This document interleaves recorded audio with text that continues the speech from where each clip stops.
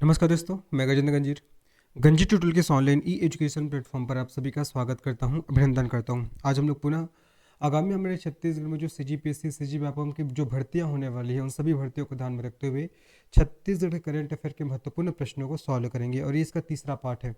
इसके दो part already मैंने अपलोड कर दिए हैं, तो अगर आपने उन दोनों वीडियो को नहीं देखा है तो प्ले लिस्ट बना हुआ है, तो प्ले लिस्ट में जाकर आप देख सकते हो। ठीक है, ये इसका तीसरा पार्ट है। इसके बाद एक पार्ट और आएगा, फिर खत्म हो जाएगा। फिर मैं इंडिया के करंट अफेयर के महत्वपूर्ण प्रश्नों को भी आप लोग को सॉल्व कराऊंगा। ठीक है, तो चलिए फिर आज की इस क्लास को हम लोग शुरू करते हैं। देखो, इससे पहले वाले क्लास में हमने बहुत सारे क्वेश्चनों को सॉल्व कर लिए थे, तो अगर आपने उन सभी क्वेश्चनों को नहीं देखा है ना, तो बिल्कुल जाके देखिएगा। मैं छत्तीसगढ़ करंट अफेयर के सभी टॉपिकों को ध्यान में रखते हुए पूरा आप लोग को क्वेश्चंस करा रहा हूँ जी। ठीक है, चलिए।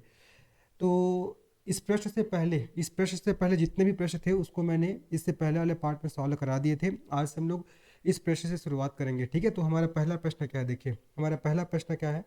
वर्ष 2024 में कौन से क्रम का राउत नाचा महोत्सव का आयोजन किया गया? ऑप्शंस दिए गए हैं, पहला 45वां, दूसरा 46वां, तीसरा 47वां और चौथा 48वां।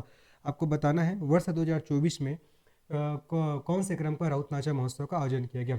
इस क्वेश्चन का सही आंसर क्या होगा? इस क्वेश्चन का सही आंसर हो जाएगा जी आपका 47वें क्रम का। कौन से क्रम का? 47वें क्रम का, है ना। तो अगर पूछेगा कि वर्ष 2024 में कौन से क्रम का राउत नाचा महोत्सव का आयोजन किया गया है, तो 47वें क्रम का। इस प्रकार से क्वेश्चन से जीपीएससी बार बार पूछता है ना। चक्रधर समारोह का जो आयोजन हुआ था वो कौन से क्रम का था, ये भी आपको ध्यान में रखना है। ठीक है, राउत नाचा जो महोत्सव हुआ है ये कौन से क्रम का था, तो आपको ध्यान रखना है 47वें क्रम का। चलिए, अब हम लोग जानते हैं राउत नाचा के बारे में, है ना। अब हम लोग कुछ महत्वपूर्ण तथ्य जानते हैं राउत नाचा के बारे में। तो राउत नाचा को ही आपका गहिरा नाच, इसी को गहिरा नाच के नाम से भी जानते हैं। किस नाम से जानते हैं? गहिरा नाच के नाम से भी जानते हैं। जो राउत नाचा है इसको कौन सा जनजाति के लोग करते हैं, तो इसको राउत जाति या अहिर जाति, है ना, राउत या अहिर जाति के द्वारा इस नाच को किया जाता है, ये आपको ध्यान रखना है। ठीक है, किस समय राउत नाचा किया जाता है, तो दीपावली के समय। किस समय किया जाता है? दीपावली के समय। ठीक है, दीपावली के समय विभिन्न रस्में होती हैं, जैसे कि आपका गोवर्धन पूजा हो गया, है ना। गोवर्धन पूजा के बाद आपको ध्यान रखना है जैसे कि आपका सुहई बांधना, ये सब विभिन्न रस्में होती है। तो इन्हीं सभी रस्मों के दौरान, है ना, और एक और जैसे कि मातर पूजा, इन सभी रस्मों के दौरान क्या करते हैं, राउत जनजाति के लोग राउत नाचा नृत्य करते हैं, ध्यान रखना है। ठीक है, और हमारे छत्तीसगढ़ में कहाँ का राउत नाचा सर्वाधिक प्रसिद्ध है, तो आप लोग को ध्यान में रखना है बिलासपुर का। हमारे छत्तीसगढ़ में बिलासपुर का राउत नाचा सर्वाधिक प्रसिद्ध है। और बिलासपुर में राउत नाचा महोत्सव का शुभारंभ कौन से वर्ष से किया गया, तो 1978 से। कब से? आपको 1978 से, है ना। एक और क्वेश्चन आता है कि कौन से नृत्य में जो आपका पुरुष है अपने आप को महिलाओं की तरह सजाकर नृत्य करते, तो ध्यान रखना ये जो आपका राउत नाचा होता है ना, इसमें जो आपका पुरुष वर्ग होते हैं, जो पुरुष वर्ग के लोग होते हैं, ये अपने आप लोग को महिलाओं की तरह सजाकर क्या करते हैं, नृत्य करते हैं। महिलाओं की तरह सजाकर, अपने आप को महिलाओं की तरह सजाकर क्या करते हैं, नृत्य करते हैं। ये आपको याद रखना है जी, है ना। अगर आपसे पूछेगा राउत नाचा में वाद्य यंत्र के रूप में किसका प्रयोग होता है, तो वाद्य यंत्र के रूप में गढ़वा बाजा का। किसका प्रयोग होता है? गढ़वा बाजा, है ना। वाद्य यंत्र के रूप में गढ़वा बाजा का प्रयोग किया जाता है।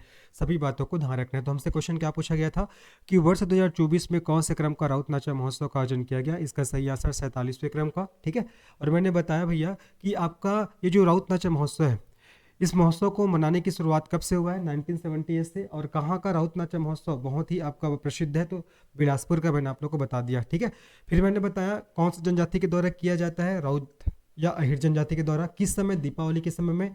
दीपावली के समय में जो विभिन्न रस्में होती हैं, जैसे कि गोवर्धन पूजा, सुहई बांधना, मातर पूजा, इन दौरान क्या करते हैं, इस राउत नाचा को किया जाता है। अगर वाद्य यंत्र की बात करते हैं तो वाद्य यंत्र रूप में गढ़वा बाजा का प्रयोग होता है। ठीक है, चलो आगे बढ़ते हैं। नेक्स्ट प्रश्न देखिए, जल जगार महोत्सव के दौरान मुख्यमंत्री ने जल संरक्षण और वन क्षेत्र की सुरक्षा के क्षेत्र में उल्लेखनीय कार्य करने हेतु किसको सम्मानित किया? सरस्वती ध्रुव, पूजा ध्रुव, सुषमा ध्रुव और इनमें से कोई नहीं। आपको चार ऑप्शन दिए गए, इन चारों ऑप्शन को पढ़ना है और आपको बताना है इस क्वेश्चन का सही आंसर क्या होने वाला है। वापस एक बार देखिए, जल जगार महोत्सव के दौरान मुख्यमंत्री ने जल संरक्षण और वन क्षेत्र की सुरक्षा के क्षेत्र में उल्लेखनीय कार्य करने हेतु किसको सम्मानित किया है? इस क्वेश्चन का सही आंसर क्या होगा? इस क्वेश्चन का सही आंसर होगा जी आपका सरस्वती ध्रुव, है ना। इसका सही आंसर आपका सरस्वती ध्रुव, बहुत इंपॉर्टेंट है। और जल जगार महोत्सव का शुभारंभ अगर पूछेगा, जल जगार महोत्सव का शुभारंभ कब से कब तक, मतलब इसका आयोजन कब से कब तक हुआ था, तो आपको ध्यान रखना है 5 से 6 अक्टूबर 2024, है ना। 5 से 6 5 से 6 अक्टूबर 5 से 6 अक्टूबर 2024 ठीक है। अगर शुभारंभ पूछेगा तो 5 अक्टूबर बताओगे, है ना। तो आपको बताना है कि जल जगार महोत्सव का जो आपका आयोजन हुआ था वो 5 से 6 अक्टूबर 2024 के मध्य हुआ था। और इस जल जगार महोत्सव के दौरान आपका जल संरक्षण और वन क्षेत्र की सुरक्षा के क्षेत्र में उल्लेखनीय कार्य करने हेतु सरस्वती ध्रुव जी को सम्मानित किया गया था। सभी बातों को आपको याद रखना है, ठीक है, इंपॉर्टेंट है जी। और अगर आपसे पूछेगा जल जगार महोत्सव का शुभारंभ कहाँ से किया गया था, तो आपको बताना है पंडित रविशंकर जलाशय से, है ना। पंडित रविशंकर जलाशय से किया गया था। कहाँ से किया गया था? पंडित रविशंकर जलाशय, जिसको हम लोग गंगरेल बांध के नाम से जानते हैं, ठीक है। चलो, आप सभी को पता होगा यहाँ से आपका 10 मेगावाट इलेक्ट्रिसिटी का प्रोडक्शन किया जाता है। गंगरेल बांध में आपका 2.5 मेगावाट के कितने आपका 4 यूनिट लगे हुए हैं, ठीक है। यहाँ से टोटल 10 मेगावाट, यहाँ से 10 मेगावाट इलेक्ट्रिसिटी का प्रोडक्शन किया जाता है, ठीक है। तो जल जगार महोत्सव के दौरान मुख्यमंत्री ने जल संरक्षण और वन क्षेत्र की सुरक्षा के क्षेत्र में उल्लेखनीय कार्य करने हेतु किसको सम्मानित किया? तो सरस्वती ध्रुव को, है ना। और इस महोत्सव का आयोजन कब से कब तक हुआ? 5 से 6 अक्टूबर 2024। कहाँ? तो पंडित रविशंकर जलाशय, गंगरेल बांध, ठीक है। ये आपको ध्यान रखना है। चलो आगे बात करते हैं। जनजातीय गौरव दिवस और अंतर्राज्यीय आदिवासी लोक नृत्य महोत्सव 2024 में कितने आदिवासी नर्तक दलों ने भाग लिया? इस क्वेश्चन के पूछे जाने की पॉसिबिलिटी बहुत ज्यादा है, इसको अच्छे से पढ़ के जाइएगा। देखो, जनजातीय गौरव दिवस और अंतर्राज्यीय आदिवासी लोक नृत्य महोत्सव 2024 में कितने आदिवासी नर्तक दलों ने भाग लिया? इस क्वेश्चन का सही आंसर आपका 28 है ना। इस क्वेश्चन का सही आंसर क्या होगा जी? आपका 28। अगर आपसे पूछेगा कि जनजातीय गौरव दिवस और अंतर्राज्यीय आदिवासी लोक नृत्य महोत्सव का आयोजन, इसका आयोजन कब से कब, मतलब कौन से तिथि में किया गया, तो आपको बताना है। इसका आयोजन किया गया आपका 14 और 15 नवंबर को किया गया था। मतलब ये 2 दिवसीय आपका आयोजन था, ठीक है। ये आपका 2 दिवसीय आयोजन था। ध्यान रखना, अगर पूछेगा कि जनजातीय गौरव दिवस और अंतर्राज्यीय आदिवासी लोक नृत्य महोत्सव का आयोजन कब से कब तक किया गया था, तो आपका 14 और 15 नवंबर, ये आपको अच्छे से ध्यान रखना है, ठीक है। ये आपका 2 दिवसीय था। इसमें 21 राज्यों के 28, इसमें 21 राज्यों के 28 नर्तक दलों ने भाग लिया था। 28 नर्तक दलों ने, है ना, 28 नर्तक दलों ने क्या किया था? भाग लिया था। 28 नर्तक दलों ने भाग लिया था। सभी बातों को आपको अच्छे से याद रखना है जी। आगे सबको समझ में, ठीक है।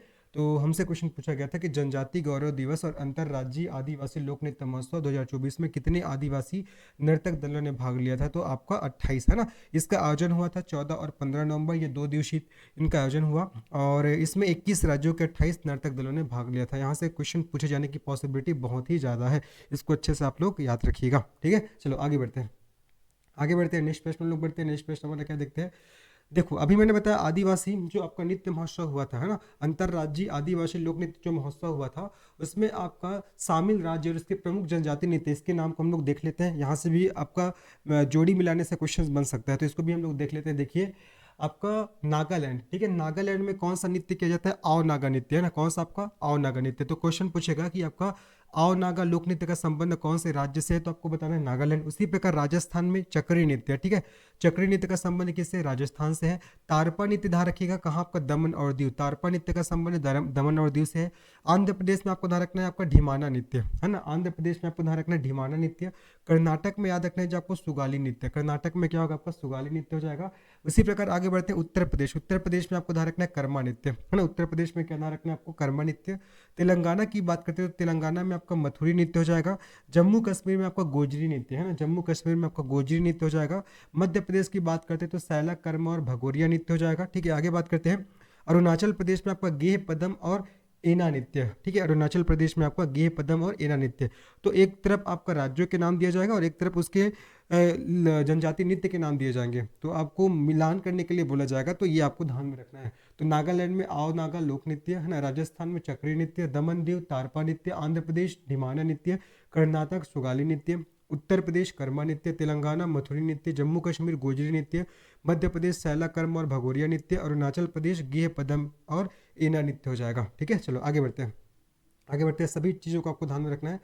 देखो, उसी प्रकार याद रखना है आपको गुजरात में सिद्धि गोमा नृत्य और राठिया नृत्य, है ना। आपको याद रखना है गुजरात में सिद्धि गोमा नृत्य और राठिया नृत्य। पूछ सकता भी है कि सिद्धि गोमा नृत्य का संबंध कौन से राज्य से है, तो आपको बताना है गुजरात से, ठीक है। उसी प्रकार सिक्किम में चाकोस तामनांग नृत्य, उत्तराखंड में दियाबाती नृत्य, हिमाचल प्रदेश में कायाग नृत्य और मिजोरम में आपका मिजो नृत्य, है ना। और मेघालय में आपका मिसी सालजोंग की आराधना नृत्य और त्रिपुरा में होजागिरी लोक नृत्य, ठीक है। तो ये सभी लोक नृत्य के नाम को भी आपको ध्यान में रखना है। जाहिर सी बात है, यहाँ से क्वेश्चन पूछ सकता है। इंडिया जीके के प्रोस्पेक्टिव भी यहाँ से क्वेश्चन बन सकता है। देखो करेंट अफेयर के प्रोस्पेक्टिव तो बनेगा ही बनेगा, लेकिन इंडिया जीके के प्रोस्पेक्टिव भी यहाँ से क्वेश्चन बन सकता है। तो गुजरात में सिद्धि गोमा नृत्य, राठिया नृत्य, सिक्किम में चाकोस तमनांग नृत्य, उत्तराखंड में दियाबाती नृत्य, हिमाचल प्रदेश में कायाग नृत्य, मिजोरम में मिजो नृत्य, मेघालय में मिसी सालजोंग की आराधना नृत्य और त्रिपुरा में आपका होजागिरी लोक नृत्य है ना। सभी बातों को याद रखना है। चलो आगे बढ़ते हैं। नेक्स्ट देखिए, अब इसको भी आप लोग को ध्यान में रखना है, कभी कभी यहाँ से भी क्वेश्चन आ जाते हैं। देखो छत्तीसगढ़ के चर्चित महोत्सव की आयोजन तिथियों को बताइए। देखो क्वेश्चन पूछ रहा है कि छत्तीसगढ़ के चर्चित महोत्सव की आयोजन तिथि को बताइए। तो यहाँ से भी एग्जाम में कभी कभी क्वेश्चन बन जाते हैं। किस प्रकार से क्वेश्चन बनेंगे, पूछेगा कि भैया 48वां रामगढ़ महोत्सव का आयोजन कौन सी तिथि को किया गया था, इस प्रकार से। तो यहाँ एक चीज ध्यान रखना, देखो आपसे पूछ सकता है कि जो रामगढ़ महोत्सव हुआ वो कौन से क्रम का था, तो आपको बताना है 48वां क्रम का। तो ये भी ध्यान रखना है, जो 48वां क्रम का जो रामगढ़ महोत्सव का आयोजन हुआ ये आपका 22-23 जून 2024 को कब हुआ, 22-23 जून 2024 को हुआ। इसको भी ध्यान रखना है। 28वां भोरमदेव महोत्सव, ये सीक्वेंस ध्यान रखना है ना, ये कौन से क्रम का भोरमदेव महोत्सव मनाया गया, 28वें क्रम का। और इसका आयोजन कब हुआ, 6-7 अप्रैल 2024 को है ना, 6-7 अप्रैल 2024 को हुआ था। अमृत धारा महोत्सव जो कि 8 मार्च 2024 को इसका आयोजन किया गया था। सिरपुर महोत्सव है ना 24 से 26 फरवरी 2024। मैनपाट महोत्सव 23 से 25 फरवरी 2024। गौरैया धाम महोत्सव 23 से 24 फरवरी 2024। और अरपा महोत्सव की अगर बात करते हैं तो 10 फरवरी 2024। और तातापानी महोत्सव की अगर हम लोग बात करते हैं तो आपका 14 से 16 जनवरी 2024 है ना। इसको एक बार देख लिया रहेगा, क्योंकि कभी कभी यहाँ से भी क्वेश्चन पूछ लिया जाता है, ठीक है। तो कुछ नहीं पढ़ने से अच्छा पढ़ के जाना ज़्यादा इंपॉर्टेंट है, क्योंकि अगर ऑप्शन दिया जाएगा तो ऑप्शन में बनने की पॉसिबिलिटी आपका बन जाती है ना। चलिए फिर आगे बढ़ते हैं। फिलहाल आपको इन सभी महोत्सव की आयोजन तिथियों के नाम को तो याद करना ही है। 48वां रामगढ़ महोत्सव 22-23 जून 2024। 28वां भोरमदेव महोत्सव 6-7 अप्रैल 2024। अमृत धारा महोत्सव 8 मार्च 2024। सिरपुर महोत्सव 24 से 26 फरवरी 2024। मैनपाट महोत्सव 23 से 25 फरवरी 2024। गौरैया धाम महोत्सव 23 से 24 फरवरी 2024। अरपा महोत्सव 10 फरवरी 2024। और तातापानी महोत्सव 14 से 16 जनवरी 2024। चलिए आगे बढ़ते हैं। ये बहुत इंपॉर्टेंट प्रश्न है, इसके भी पूछे जाने की पॉसिबिलिटी बहुत ज़्यादा है। देखिए 24वां वसुंधरा सम्मान 2024 किसे प्रदान किया गया है, बहुत इंपॉर्टेंट प्रश्न है। देखिए 24वां वसुंधरा सम्मान 2024 किसे प्रदान किया गया है। ऑप्शंस दिए गए हैं, विनोद कुमार शुक्ल, डॉक्टर विश्वेश ठाकरे और आलोक शुक्ला और के शारदा। ये नाम बहुत इंपॉर्टेंट है, जो मैंने ऑप्शन में चारों जो नाम दिए ना बहुत इंपॉर्टेंट है। देखिए आपका 24वां वसुंधरा सम्मान 2024 किसे प्रदान किया गया, तो इसका सही आंसर आपका डॉक्टर विश्वेश ठाकरे, ठीक है। इसका सही आंसर आपका डॉक्टर विश्वेश ठाकरे। और किस क्षेत्र में इसको पुरस्कार दिया गया, तो पत्रकारिता और साहित्य लेखा है ना। पत्रकारिता पत्रकारिता पत्रकारिता और साहित्य लेखा, पत्रकारिता और साहित्य लेखा, ठीक है। साहित्य लेखा इसके क्षेत्र में आपका 24वां वसुंधरा सम्मान डॉक्टर विश्वेश ठाकरे को प्रदान किया गया है ना। और 2023 में वसुंधरा सम्मान सुधीर सक्सेना को दिया गया था। 2023 में किसे दिया गया था, सुधीर सक्सेना को। ध्यान रखना है 2023 में आपका सुधीर सक्सेना को आपका वसुंधरा सम्मान प्रदान किया गया था, ये आपको याद रखना है, ठीक है। आगे बात करते हैं, देखो आगे बात करते हैं आलोक शुक्ला। आपने नाम तो सुना होगा आलोक शुक्ला। तो आलोक शुक्ला को द गोल्डन मैन पर्यावरण पुरस्कार 2024, इसको द गोल्डन मैन है ना, इसको द गोल्डन मैन पर्यावरण पुरस्कार, द गोल्डन मैन पर्यावरण पुरस्कार 2024 से सम्मानित किया गया है। द गोल्डन मैन पर्यावरण पुरस्कार 2024 से किनको सम्मानित किया गया, आपका आलोक शुक्ला को सम्मानित किया गया है। बात करते हैं के शारदा। तो के शारदा के बारे में ध्यान रखना है, इसको आपका राष्ट्रीय शिक्षक पुरस्कार 2024, इसको राष्ट्रीय शिक्षक पुरस्कार है ना, राष्ट्रीय शिक्षक पुरस्कार 2024 से सम्मानित किया गया है, ठीक है। इसको राष्ट्रीय शिक्षक पुरस्कार 2024 से सम्मानित किया गया है। अब बात करते हैं विनोद कुमार शुक्ल। तो विनोद कुमार शुक्ल के बारे में आपको ध्यान रखना है, इनको साहित्य अकादमी महत्तर सम्मान से सम्मानित किया गया है। किस सम्मान से, साहित्य अकादमी, इसको साहित्य अकादमी महत्तर सम्मान, साहित्य अकादमी महत्तर सम्मान से इसे सम्मानित किया गया है, ठीक है। तो हमसे क्वेश्चन पूछा गया था 24वां वसुंधरा सम्मान 2024 किसे प्रदान किया गया है। इस क्वेश्चन का सही आंसर क्या होगा, आपका डॉक्टर विश्वेश ठाकरे, पत्रकारिता और साहित्य लेखा के क्षेत्र में प्रदान किया गया है। और 2023 में वसुंधरा सम्मान सुधीर सक्सेना को प्रदान किया गया था। विनोद कुमार शुक्ला जी को साहित्य अकादमी महत्तर सम्मान से सम्मानित किया गया है। आलोक शुक्ला को द गोल्डन मैन पर्यावरण पुरस्कार 2024 से सम्मानित किया गया है। और के शारदा को राष्ट्रीय शिक्षक पुरस्कार 2024 से सम्मानित किया गया है। फिलहाल इस क्वेश्चन का सही आंसर आपका डॉक्टर विश्वेश ठाकरे हो जाएगा, है ना। सभी बातों को आपको याद रखना है जी। चलिए आगे बढ़ते हैं। निम्न जोड़ों में से असत्य जोड़े की पहचान कीजिए।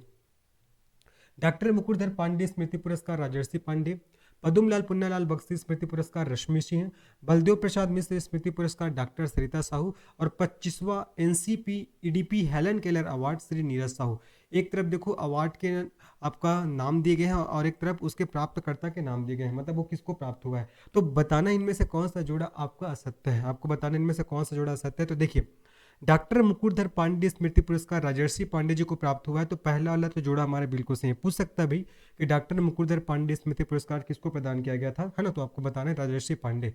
पद्मलाल पुन्नालाल बख्शी स्मृति पुरस्कार ये रश्मि सिंह को प्राप्त हुआ है, तो दूसरा वाला जोड़ा भी हमारा बिल्कुल सही है। ठीक है, पद्मलाल पुन्नालाल बख्शी स्मृति पुरस्कार ये रश्मि सिंह को प्राप्त हुआ है।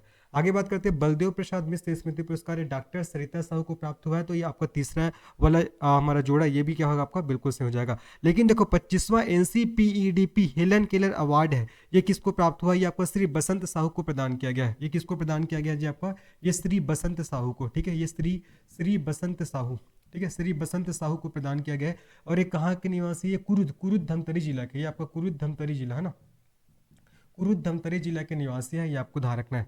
तो हमसे क्वेश्चन पूछा गया था असत्य जोड़ी की पहचान करिए, तो इसमें से कौन सा जोड़ा असत्य है आपका, फोर्थ वाला। ठीक है, याद रखना है। 25वां एनसीपीईडीपी हेलन केलर अवार्ड श्री बसंत साहू को सम्मानित किया गया है, जबकि यहाँ पास क्या बोला जा रहा है, नीरज साहू को सम्मानित किया गया है, जो कि क्या होगा आपका गलत हो जाएगा। ठीक है, आगे सबको समझ में। तो इसमें से कौन सा जोड़ा असत्य है आपका, डी वाला ऑप्शन, है ना। लेकिन आपको चीजों को याद करना है, डॉक्टर मुकुटधर पांडे स्मृति पुरस्कार तो राजर्षि पांडे जी, है ना, राजर्षि पांडे। पद्मलाल पुन्नालाल बख्शी स्मृति पुरस्कार रश्मि सिंह।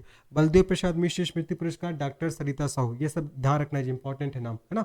और 25वां एनसीपीईडीपी हेलन केलर अवार्ड ये आपका श्री बसंत साहू को प्राप्त हुआ है, जो कि आपका धमतरी जिला कुरुद के निवासी है, आपको याद रखना है जी। ठीक है नाम, चलो आगे बात करते हैं। नेक्स्ट प्रश्न हम लोग बढ़ते, देखिए वर्ष 2024 में राज्य के कितने व्यक्तित्व को पद्मश्री पुरस्कार से सम्मानित किया गया है, तो सभी को पता होना चाहिए। इस क्वेश्चन का सही आंसर क्या होगा, 2, 3, 4 और 5। तो वर्ष 2024 में आपका राज्य के 3 व्यक्तित्व को पद्मश्री पुरस्कार से सम्मानित किया गया है। अभी 3 व्यक्ति कौन कौन से सबको पता ही होगा जी। पहला कौन है आपका, श्री रामलाल बरेठ, मैं नाम लिख रहा हूँ, श्री रामलाल बरेठ, है ना, श्री रामलाल बरेठ हो जाएगा। अगर दूसरा मैं नाम की बात करता हूँ तो आपका जागेश्वर, ठीक है, श्री जागेश्वर यादव, श्री जागेश्वर यादव। और तीसरा हो जाएगा हेमचंद मांझी, है ना, तीसरा होगा जब का हेमचंद मांझी। ये तीनों व्यक्तित्व को 2024 में पद्मश्री पुरस्कार से सम्मानित किया गया है, जिसमें से जो आपका श्री रामलाल बरेठ जी है, श्री रामलाल जो बरेठ जी है, इसको लोक कला, ठीक है, लोक कला के क्षेत्र में पद्मश्री प्रदान किया गया है। और याद रखना जागेश्वर यादव को समाज सेवा, ठीक है, जागेश्वर यादव को आपका समाज सेवा, इसको समाज सेवा के क्षेत्र में क्या किया गया आपका पद्मश्री प्रदान किया गया है। और अगर बात करते हैं हम लोग हेमचंद मांझी, तो हेमचंद मांझी जी को आपका चिकित्सा के क्षेत्र में पद्मश्री पुरस्कार से सम्मानित किया गया है। ठीक है, तो वर्ष 2024 में राज्य के 3 व्यक्तित्व को पद्मश्री पुरस्कार से सम्मानित किया गया है। श्री रामलाल बरेठ, जिसको लोक कला के क्षेत्र में, ये स्पेशली कथक आपका डांसर है ना, कथक नृतक है। और दूसरा श्री जागेश्वर यादव, जिसको समाज सेवा के क्षेत्र में। और तीसरा हेमचंद मांझी, जिसको चिकित्सा के क्षेत्र में पद्मश्री पुरस्कार दिया गया है। ठीक है, आप लोगों को कमेंट सेक्शन में बताना है बिरहोर के भाई के नाम से कौन फेमस है, बिरहोर के भाई के नाम से कौन फेमस है। चलो नेक्स्ट क्वेश्चन है, निम्न जोड़ों में से असत्य जोड़ी की पहचान कीजिए। आपको असत्य जोड़ी की पहचान करना है। एक तरफ अवार्ड पुरस्कार के नाम दिए गए हैं और एक तरफ उसके प्राप्तकर्ता के नाम दिए गए हैं, तो आपको बताना है इनमें से कौन सा जोड़ा आपका असत्य है। देखिए पहला देखो, संगीत नाटक अकादमी अवार्ड पूनम तिवारी।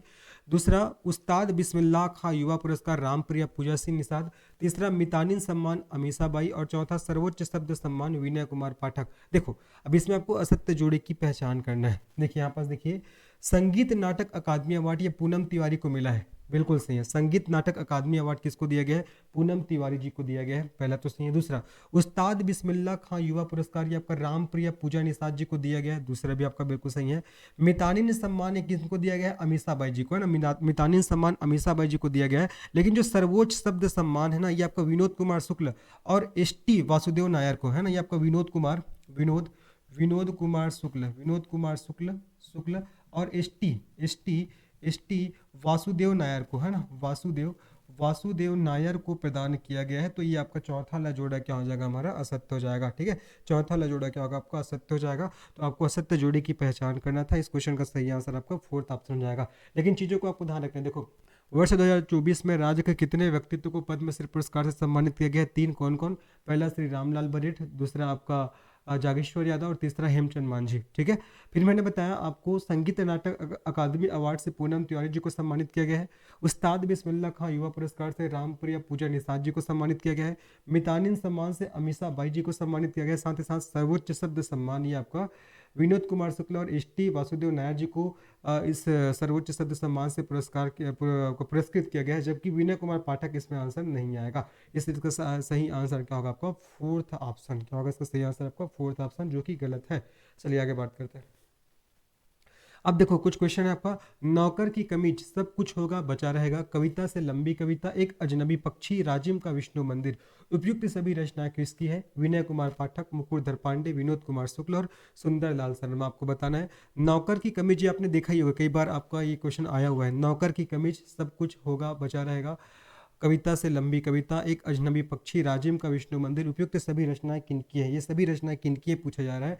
इस क्वेश्चन का सही आंसर क्या होगा? इसका सही आंसर आपका विनोद कुमार शुक्ल। इसका सही आंसर क्या होगा जी? आपका विनोद कुमार शुक्ल हो जाएगा। ठीक है, चलो अब आप लोग को याद करना है। अब आप लोग को याद करना है विनय कुमार पाठक की प्रमुख रचना कौन कौन से? देखो छत्तीसगढ़ के साहित्य और साहित्यकार है ना, छत्तीसगढ़ के साहित्य और साहित्यकार, छत्तीसगढ़ के साहित्य और साहित्यकार। ठीक है, साहित्यकार, ये किसकी रचना का नाम है? ये आपका डॉक्टर विनय कुमार पाठक की रचना का नाम है। ठीक है, धान का कटोरा हो जाएगा और एक रुख एक किट शाखा। ठीक है, धान का कटोरा भी इसकी रचना का नाम है। एक और रचना आपका एक रुख एक किट शाखा है ना, एक किट शाखा, ये सब किसकी रचना का नाम है? विनय कुमार पाठक है ना। और इसी का तो हम लोग वो भी पढ़ते हैं, हिंदी और छत्तीसगढ़ी का जो व्याकरण। आगे बात करते हैं मुकुरधर पांडे, ये प्रथम छायावादी प्रवर्तक कवि है। ये प्रथम छायावादी प्रवर्तक कवि है। अब इसके मैं आपको रचना के नाम बता रहा हूँ। आपका कुर्री के प्रति है ना, उसके बाद पूजा के फूल, कुर्री के प्रति पूजा के फूल, उसके बाद आपका सैल बाला और याद रखना हृदय दान, मेरा हृदय दान है ना, सैल बाला, उसके बाद मेरा हृदय दान, ये सब किसकी रचना का नाम है? मुकुरधर पांडे हमारे छत्तीसगढ़ के प्रथम छायावादी प्रवर्तक कवि है।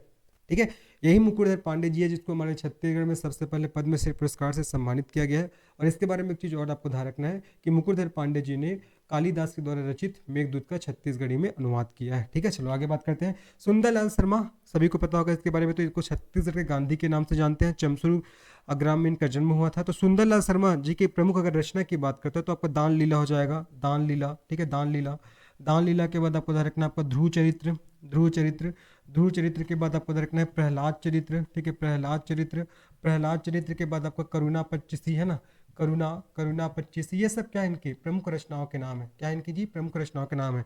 दान लीला, ध्रुव चरित्र, प्रहलाद चरित्र, करुणा पच्चीसी, बहुत इंपॉर्टेंट है। ठीक है, आपका सीता परिणय हो जाएगा, सीता परिणय, और आपको याद रखना है पार्वती परिणय, सीता परिणय, पार्वती परिणय, ये सब किनकी रचनाओं के नाम है? सुंदरलाल शर्मा जी के रचनाओं के नाम है। ठीक है, तो हमसे क्वेश्चन क्या पूछा गया था? हमसे क्वेश्चन पूछा गया था कि नौकर की कमीज सब कुछ होना बचा रहेगा, कविता से लंबी कविता, एक अजनबी पक्षी, राजिम का विष्णु मंदिर, उपयुक्त सभी रचनाएं किसकी है? तो इस क्वेश्चन का सही आंसर आपका हो जाएगा आपका विनोद कुमार शुक्ल। ये सब इनकी रचनाएं किनकी है? आपका ये सब विनोद कुमार शुक्ल की रचनाएं किनकी है? विनोद कुमार शुक्ल है ना, विनोद कुमार शुक्ल जी की रचना है। ठीक है, इंपॉर्टेंट है जी। चलो आगे बढ़ते हैं, नेक्स्ट प्रश्न लोग बढ़ते हैं। नेक्स्ट प्रश्न हमारा क्या देखते हैं?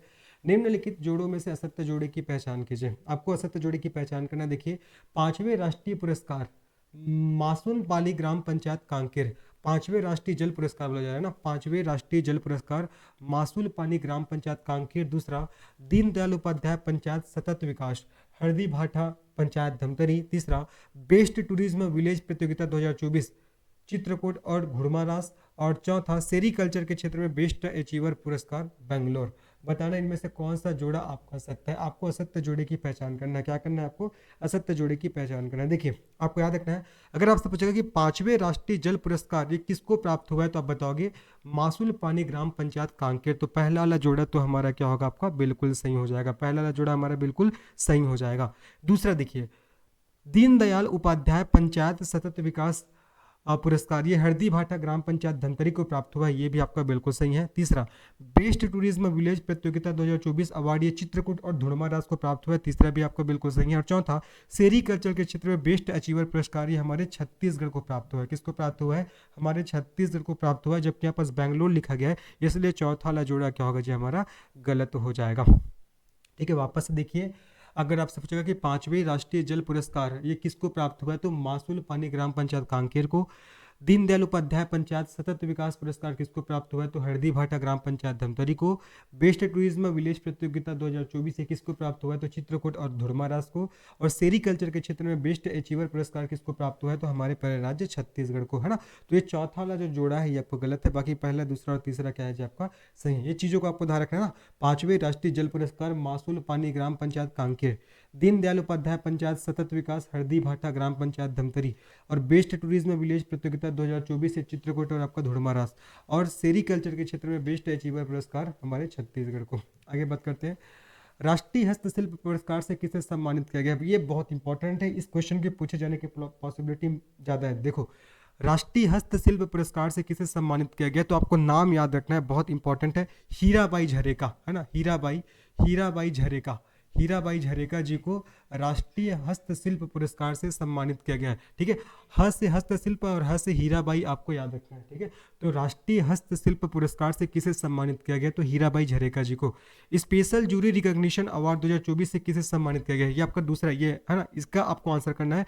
स्पेशल जूरी रिकॉग्निशन अवार्ड 2024 से किसे सम्मानित किया गया, तो आपको याद रखना है किसको सम्मानित किया गया है। इंदिरा गांधी कृषि विश्वविद्यालय, है ना, इंदिरा गांधी कृषि विश्वविद्यालय, इंदिरा गांधी कृषि विश्वविद्यालय, इंदिरा गांधी कृषि विश्वविद्यालय रायपुर को, किसको, इंदिरा गांधी कृषि विश्वविद्यालय रायपुर को इस पुरस्कार से सम्मानित किया गया, स्पेशल जूरी रिकॉग्निशन अवार्ड 2024 से।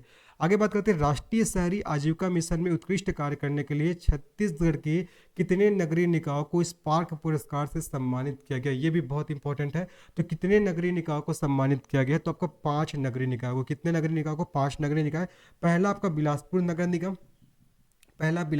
निगम, है ना। दूसरा आपको याद रखना है रायगढ़ नगर निगम, है ना, रायगढ़, ठीक है। और तीसरा आपको याद रखना आपका भाटापारा नगर पालिका, भाटापारा नगर पालिका 3 हो गया। और आपका चौथा आपको याद रखना है जो आपका जांजगीर चांपा, है ना, चौथा आपका जांजगीर चांपा नगर पालिका हो जाएगा, नगर पालिका। और पांचवा का नाम आप लोग को कमेंट सेक्शन में बताना है जी, पांचवा का नाम क्या आएगा आपको कमेंट सेक्शन में बताना है ना। तो राष्ट्रीय शहरी आजीविका मिशन में उत्कृष्ट कार्य के लिए छत्तीसगढ़ के कितने नगरीय निकायों को स्पार्क पुरस्कार 2024 से सम्मानित किया गया, तो इसका सही आंसर आपका 5। ये बहुत इंपॉर्टेंट है ना, कितने नगरीय निकाय को आपका स्पार्क पुरस्कार 2024 से सम्मानित किया गया, तो आपको 5 नगरीय निकाय को, जिसमें से कौन कौन सा है, पहला आपका बिलासपुर, दूसरा रायगढ़, तीसरा भाटापारा, है ना, नगर पालिका, चौथा जांजगीर चांपा, और पांचवा के नाम आप लोग को बताने हैं। उसके बाद बेस्ट इनलैंड डिस्ट्रिक्ट अवार्ड 2024 से किस जिले को सम्मानित किया गया, आपको बताना है। बेस्ट इनलैंड डिस्ट्रिक्ट अवार्ड 2024 से किस जिले को सम्मानित किया गया, इस क्वेश्चन का सही आंसर होगा, इस क्वेश्चन का सही आंसर हो जाएगा जी आपका, इंपॉर्टेंट है, आपका कांकेर को। किसको, कांकेर को सम्मानित किया गया है। ठीक है, मत्स्य पालन के क्षेत्र में राष्ट्रीय स्तर पर इसको आपका मत्स्य, है ना, मत्स्य पालन के क्षेत्र में, मत्स्य पालन के क्षेत्र में इसे राष्ट्रीय स्तर पर ना, इसे राष्ट्रीय स्तर पर, मत्स्य पालन के क्षेत्र में से राष्ट्रीय स्तर पर best inland district award, best inland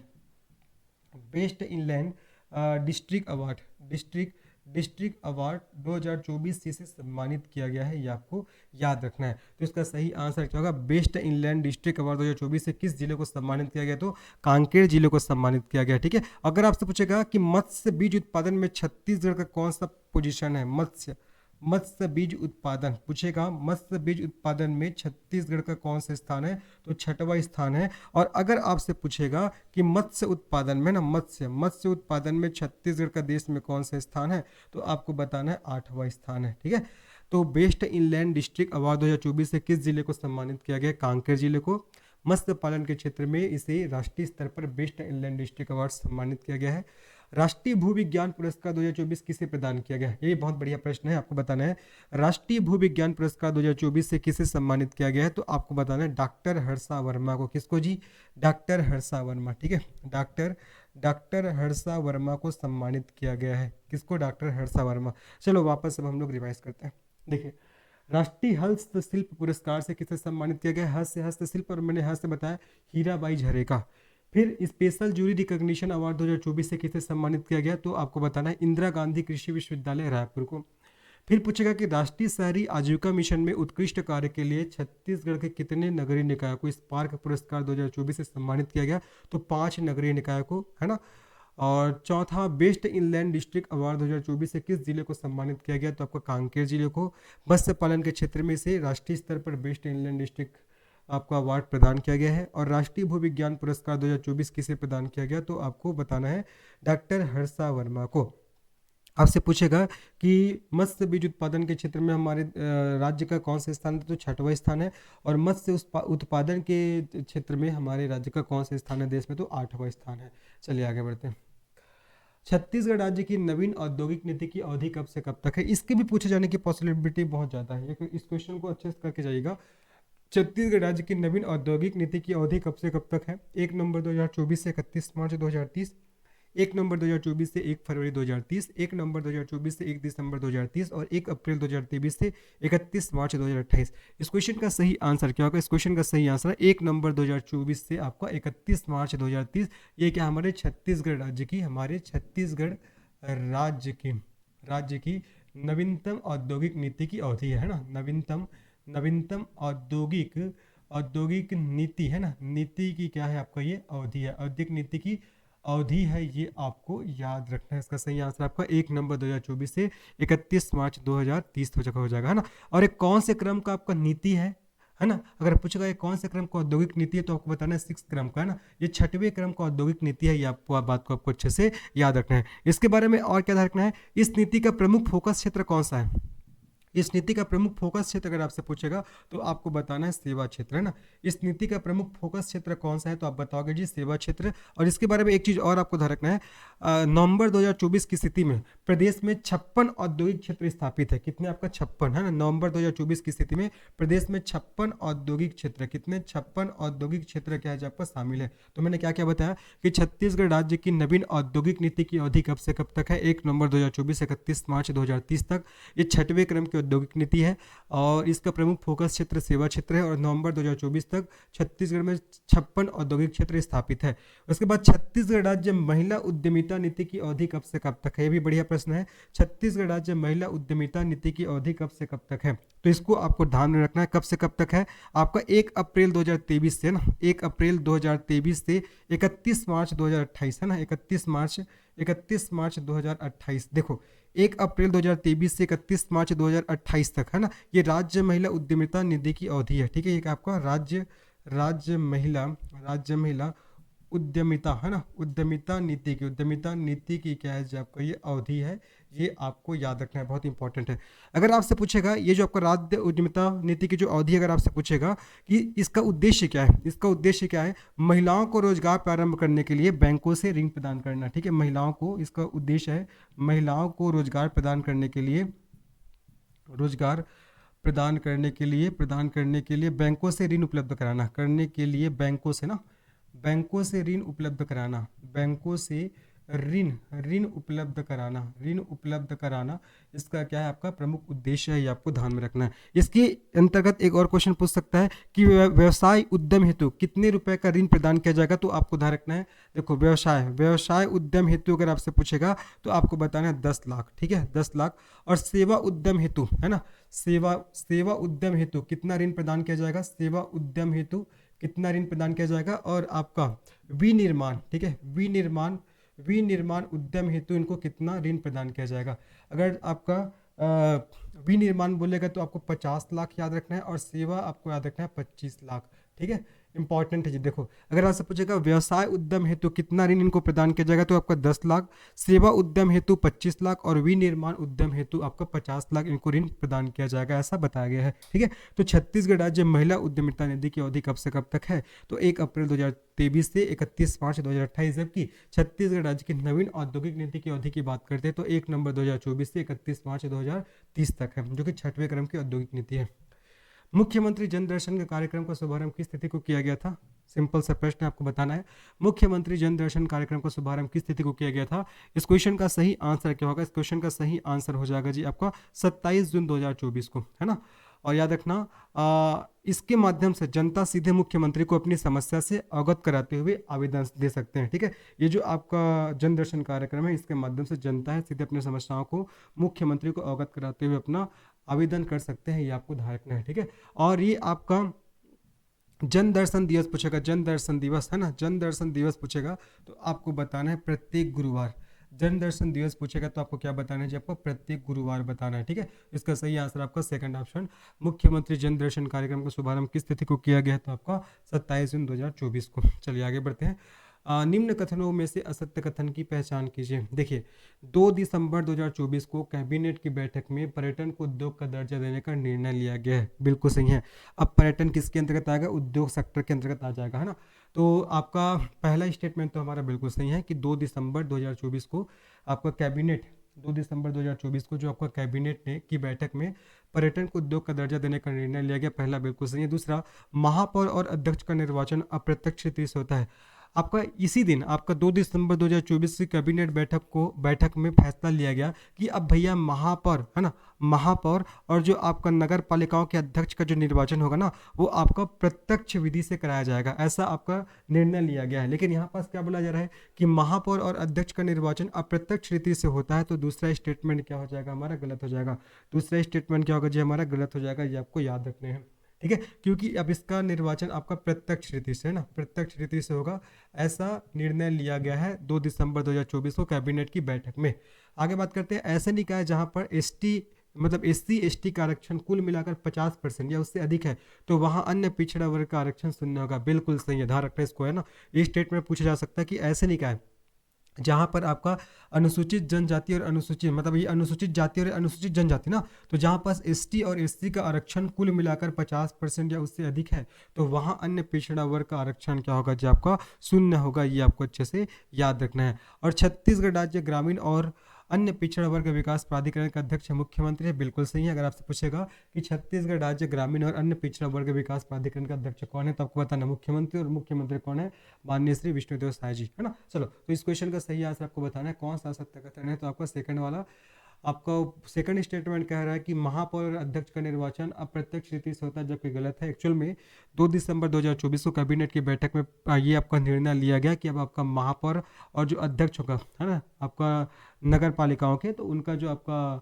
निर्वाचन होगा वो आपका प्रत्यक्ष रीति से होगा, ऐसा बताया गया है। तो दूसरा स्टेटमेंट क्या होगा हमारा, गलत हो जाएगा। चलिए, खरीफ वर्ष 2024-25 में कितने धान उपार्जन केंद्र बनाए गए थे, यहाँ से भी क्वेश्चंस बनते हैं आपके एग्जाम में, है ना। तो आपको बताना है कि आपका खरीफ वर्ष 2024-25 में कितने धान उपार्जन केंद्र बनाए गए थे। ऑप्शंस दिए गए, पहला आपका 3000, दूसरा आपका 4000, तीसरा आपका 2739 और चौथा आपका 3719। बताइए इस क्वेश्चन का सही आंसर क्या होने वाला है। चलिए, तो खरीफ वर्ष 2024-25 में धान उपार्जन केंद्र कितने बनाए गए थे, इसका सही आंसर आपका 2739। कितना आपका 2739। अगर मैं खरीफ वर्ष 2024-25 में खरीदी तिथि की बात करता हूँ, खरीदी तिथि है ना, अगर मैं खरीदी तिथि की बात करता हूँ तो 14 नवंबर 2024 से, है ना, 14 नवंबर 2024 से 31 जनवरी 2025 तक, है ना, 31 जनवरी 2025 तक क्या किया गया है आपका वर्ष 2024-25 में धान की खरीदी किया गया है, ये आपको ध्यान रखना है। ठीक है, आपको 14 नवंबर 2024 से 31 जनवरी 2025 तक कुल धान उपार्जन केंद्र, अगर आपसे पूछेगा कुल धान उपार्जन केंद्र कितने बनाए गए थे, कुल धान उपार्जन केंद्र कितने बनाए गए थे, तो आपको बताना है 2739। कितने जी, आपका 2739। अगर आपसे पूछता है कि कितने आपका धान खरीदी का लक्ष्य रखा गया था, तो आपको बताना 160 लाख मीट्रिक टन, है ना, इतना आपका धान खरीदी का लक्ष्य रखा गया था, ये आपको याद रखना है।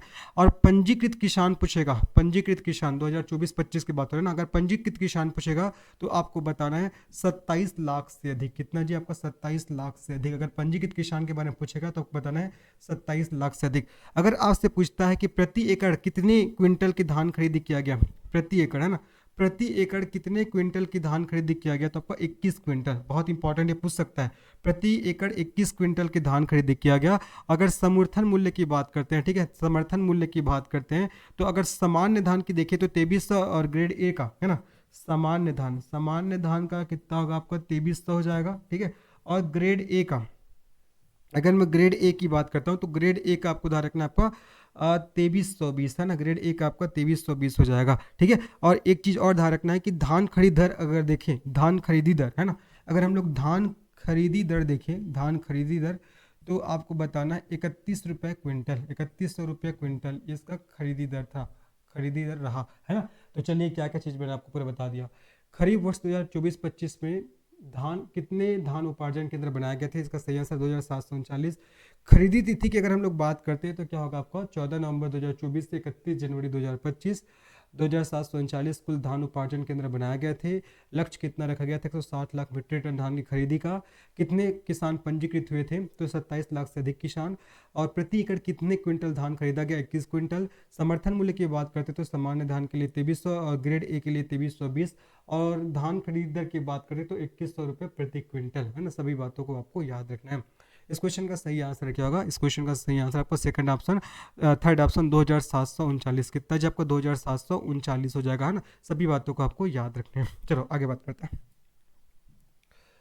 तेंदुपत्ता की खरीदी के लिए नवीनतम मूल्य कितना निर्धारित किया गया है, 4000 प्रति मानक बोरा, 5500 प्रति मानक बोरा, 6000 प्रति मानक बोरा या 4500 प्रति मानक बोरा। देखो तेंदुपत्ता की खरीदी के लिए नवीनतम मूल्य कितना निर्धारित किया गया, तो आपको ध्यान रखना है सेकंड ऑप्शन आपका 5500 प्रति मानक बोरा, 5500 प्रति मानक बोरा, ये आपको ध्यान रखना है। आपका पूर्व खरीदी दर की बात करता हूँ, पूर्व खरीदी दर की बात करता हूँ, तो पूर्व खरीदी दर कितना था, 4000 रुपये, 4000 रुपये प्रति मानक बोरा, प्रति मानक बोरा है ना। 4000 रुपये प्रति मानक बोरा था आपका पूर्व खरीदी दर। लेकिन आपका आपका नवीनतम कितना निर्धारित किया गया, 5500, मतलब कितने रुपए की बढ़ोतरी हुआ है, कितने रुपए की बढ़ोतरी हुआ है, तो आपका कितना जी 1500 रुपये की, कितना 1500 रुपये की इसमें इंक्रीमेंट किया गया है, ये आपको अच्छे से याद रखना है। ठीक है, 1500 रुपये प्रति मानक बोरा का इसमें इंक्रीमेंट हुआ है, सभी बातों को याद रखने हैं। तो तेंदुपत्ता की खरीदी के लिए नवीनतम मूल्य कितना निर्धारित किया गया, तो आपका 5500 प्रति मानक बोरा। आगे बात करते हैं। निम्न कथनों में से असत्य कथन की पहचान कीजिए। वर्तमान में छत्तीसगढ़ शासन द्वारा 67 प्रकार के लघु वनोपज की खरीदी समर्थन मूल्य पर की जा रही है, बिल्कुल सही है ना। याद रखना कि वर्तमान में छत्तीसगढ़ शासन द्वारा कितने प्रकार के, 67 प्रकार के लघु वनोपज की खरीदी समर्थन मूल्य पर किया जा रहा है। 67 में से आपको ध्यान रखना है, 67 में से ना, जो आपका जो 67 किया जा रहा है, तो 67 में से आपका 38 आपका लघु वनोपज 38 लघु वनोपज के लिए आपका भारत सरकार द्वारा समर्थन मूल्य जारी किया गया है। और जो आपका 29 जो लघु वनोपज है, इसके लिए छत्तीसगढ़ शासन के द्वारा आपका समर्थन मूल्य जारी किया गया है। मैंने क्या बोला कि वर्तमान में छत्तीसगढ़ शासन द्वारा 67 प्रकार के लघु वनोपज की खरीदी समर्थन मूल्य पर की जा रही है, जिसमें से 38 जो आपका लघु वनोपज है, इसके लिए आपका भारत सरकार ने समर्थन मूल्य तय किया है। और आपका जो 29 लघु वनोपज है, उसके लिए हमारे राज्य सरकार के द्वारा समर्थन मूल्य तय किया गया है। वर्ष 2024-25 के लिए 805.71 करोड़ का द्वितीय अनुपूरक बजट विधानसभा में पारित हुआ, बिल्कुल सही है। याद रखना है कि वर्ष 2024-25 के लिए 805, ये डाटा याद रखना है, 805.71 करोड़ का द्वितीय अनुपूरक बजट विधानसभा में पारित हुआ है। ठीक है, इंपॉर्टेंट है जी, है ना। अगर मैं मुख्य बजट की राशि, चलो यहाँ पास देखो स्पेस यहाँ पास है ना, अगर मैं मुख्य बजट की राशि की बात करता हूँ तो आपका 1,47,446 करोड़ रुपए, ये आपका क्या, आपका मुख्य बजट है, क्या मतलब मुख्य बजट है ना। मुख्य बजट की क्या है, आपका राशि हो जाएगा कितना, 1,47,446 करोड़ है ना। आगे बात करते हैं, अगर पूछेगा प्रथम अनुपूरक बजट है ना, प्रथम अनुपूरक बजट में कितनी राशि का प्रावधान किया गया, तो 7,329 करोड़ रुपए, 7,329 करोड़ रुपए, ये आपको ध्यान रखना है ना। और आपका उसके बाद क्या बोला जा रहा है, आपका द्वितीयक अनुपूरक बजट, ये प्रथम अनुपूरक बजट हो गया है ना। द्वितीयक अनुपूरक बजट में कितने राशि का आपका प्रावधान किया गया, तो आपका 805.71 करोड़ रुपए, 805.71 करोड़ रुपए, सभी बातों को आपको याद रखना है जी। ठीक है, तो दूसरे स्टेटमेंट भी सही कि वर्ष 2024-25 के लिए 805.71 करोड़ का द्वितीय अनुपूरक विधानसभा में पारित हुआ। देखो टोटल आपका मुख्य बजट की राशि कितना है, 1,47,446 करोड़ रुपए। प्रथम अनुपूरक बजट में 7,329 करोड़ रुपए का प्रावधान, और दूसरा में आपका 805.71 करोड़ रुपए का अनुपूरक बजट है ना। तीसरा, देश में सबसे कम बेरोजगारी दर के मामले में छत्तीसगढ़ का 8वां स्थान है, गलत है। देश में सबसे कम बेरोजगारी के दर में छत्तीसगढ़ का 8वां स्थान नहीं है भैया, कौन सा स्थान है? 5वां स्थान है। कौन सा स्थान है जी आपका? 5वां। इसीलिए ये क्या होगा आपका? गलत हो जाएगा। इसलिए क्या होगा जी आपका? गलत हो जाएगा। ठीक है, अगर मैं बेरोजगारी दर की बात करता हूँ तो छत्तीसगढ़ में 5वां स्थान है, बता दिया। बेरोजगारी दर आपका कितना होगा? आपका 6.3% है ना, कितना आपका? 6.3%। तो पूछेगा कि देश में सबसे कम बेरोजगारी दर के मामले में छत्तीसगढ़ का कौन सा स्थान है भारत में, तो आपको बताना कौन सा स्थान है जी आपका? 8वां स्थान है, ये सॉरी 5वां स्थान है।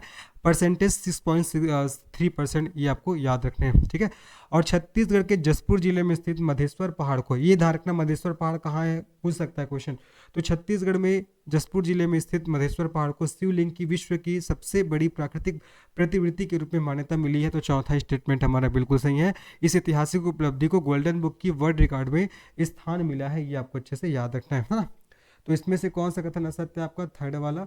देश में सबसे कम बेरोजगारी दर के मामले में छत्तीसगढ़ का 5वां स्थान है। बेरोजगारी दर परसेंटेज कितना? 6.3%। बाकी जितना भी मैंने बताया कि वर्तमान में छत्तीसगढ़ शासन द्वारा 67 प्रकार के लघु वनोपज की खरीदी की जा रही है, जिसमें से 38 जो लघु वनोपज है इसका समर्थन मूल्य भारत सरकार ने तय किया है और 29 का हमारे राज्य सरकार के द्वारा। और वर्ष 2024-25 के लिए 805.71 करोड़ का द्वितीय अनुपूरक बजट विधानसभा में पारित हुआ है। देश में सबसे कम बेरोजगारी दर के मामले में छत्तीसगढ़ का 5वां स्थान है, परसेंटेज बता दिया 6.3%। और छत्तीसगढ़ के जसपुर जिले में स्थित मधेश्वर पहाड़ को शिवलिंग की विश्व की सबसे बड़ी प्राकृतिक प्रतिवृत्ति के रूप में मान्यता मिली है। चलो आगे बढ़ते हैं। पोषण जागरूकता के मामले में छत्तीसगढ़ को देश में कौन सा स्थान प्राप्त हुआ है? बताइए, पोषण जागरूकता के मामले में छत्तीसगढ़ को देश में कौन सा स्थान प्राप्त हुआ है? ऑप्शन दिया गया है, पहला, दूसरा, तीसरा और चौथा। इस क्वेश्चन का सही आंसर क्या होगा जी? देखो, आपका पोषण जागरूकता के मामले में छत्तीसगढ़ को देश में कौन सा स्थान प्राप्त हुआ है, तो इसका सही आंसर होगा आपका तृतीय स्थान, है ना, तीसरा स्थान। तो पोषण जागरूकता के मामले में छत्तीसगढ़ को देश में तीसरा स्थान प्राप्त हुआ है। और इसका आयोजन 1 सितंबर से 30 सितंबर, है ना, 1 सितंबर से आपका 30 सितंबर के बीच इसका क्या किया गया था? आपका आयोजन किया गया था। ये आपको ध्यान रखना है, बहुत इंपॉर्टेंट है। ठीक है, और ये आपका सातवां है ना, ये आपको रखना है सातवां राष्ट्रीय पोषण माह आपका महोत्सव था। ये 7वां राष्ट्रीय आपका पोषण पोषण जागरूकता महोत्सव या अभियान था, जागरूकता अभियान था, ये आपको याद रखना है। ठीक है, तो पोषण जागरूकता के मामले में छत्तीसगढ़ को देश में कौन सा स्थान प्राप्त हुआ है? तो आपका तीसरा, कौन सा आपका तीसरा स्थान प्राप्त हुआ, ये आपको अच्छे से याद रखना है जी। चलो आगे बात करते हैं। भारतीय वन सर्वेक्षण रिपोर्ट, यहाँ से क्वेश्चन पूछे जाने की पॉसिबिलिटी बहुत ज़्यादा है। देखिए, भारतीय वन सर्वेक्षण रिपोर्ट 2023 के अनुसार भारतीय वन सर्वेक्षण रिपोर्ट 2023 के अनुसार वन और वृक्ष आवरण में सर्वाधिक वृद्धि करने वाला कौन सा राज्य है? छत्तीसगढ़, उत्तर प्रदेश, उड़ीसा या राजस्थान?